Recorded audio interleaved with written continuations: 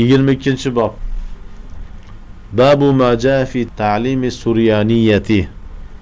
Suryoniy tilini o'rgatishlik to'g'risida kelgan hadislarning bobi. Suryoniycha Injilning lug'atidir. Injilning lug'ati tili Suryoniycha.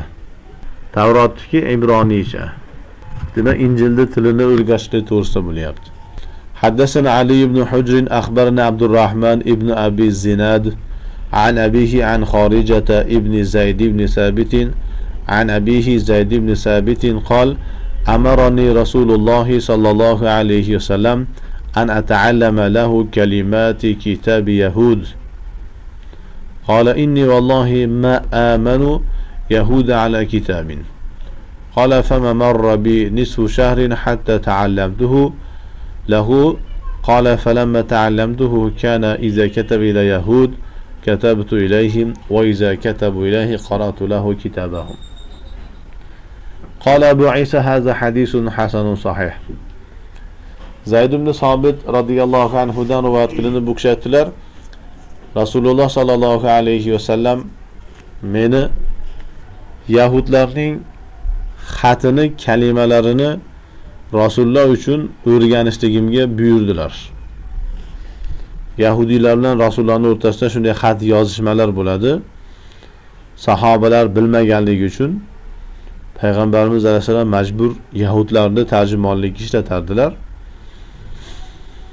Shunda Zayd ibn Sobitga aytdilarki, sen o'rgangin shuni dedilar. Aytdilarki, albatta men Allohga qasam ichamanki, yahudlarga kitobda ishonmayman. Ma amanu yahuda ala kitabin. Xotirjam bo'la olmayman deyaptilar. Ya'ni ularga yoz deganda noto'g'ri yozishi mumkin. Tarjimonni bilasizlar-ku, ya'ni eng ishonchli odam bo'lishlik kerak. Tarjimada xato tarjima qilib qo'ysa, bilib turib buzib tarjima qilsa, teskari tarjima qilib yorsa, nariga odam qayerdan biladi? Tushunmaydi-ku. Bu masala juda muhim bo'lganligi uchun Payg'ambarimiz alayhisalom sahobaga buyurdi. Islomning mukammalligini qarang. Demak, islom dini aytayaptiki, islom mamlakatida ba'zi odamlar butun tillarni o'rganishlik kerak.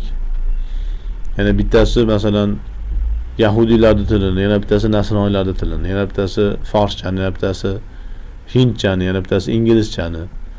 Har xil tillarni o'rgansin. Islom ahlining o'zidan mana shunday mutaxassislar yetishib chiqsinki, bu sohalarda islom ahli o'zi ishlarini bajaraveradi. Kofirlarga muhtoj bo'lmasin. Islomning mukammalligini qarang, Payg'ambarimiz alayhisalom buyuryaptilar. Va sahobalar qanday edi bu narsalarni tadbiq qilishlikda? Zayd ibn Sobit aytayaptiki, Payg'ambarimiz shu buyruqni o'tgandan keyin yarim oy o'tmadi deyaptilar. Hatto o'rganib oldim deyaptilar.